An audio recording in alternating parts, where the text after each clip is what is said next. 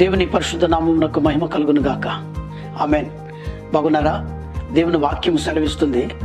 2వ సమూయేలు గ్రంథం 7వ అధ్యాయం 29వ వచనంలో దావీదు అంటున్నాడు, నా కుటుంబము నీ ఆశీర్వాదము నుండి నిత్యము ఆశీర్వదింపబడును గాక. అవును, మన కుటుంబాలు ఆశీర్వదింపబడడం అనేది దేవుని చేతిలో ఉంది. మనకు తెలుసు కదా, ఆదాము అవ్వల యొక్క కుటుంబాన్ని ఏదైనా తోటలో సాతానుడు నాశనం చేసినాడు. కానీ దేవుని యొక్క ఆశ మన కుటుంబాలను ఆశీర్వదించాలని.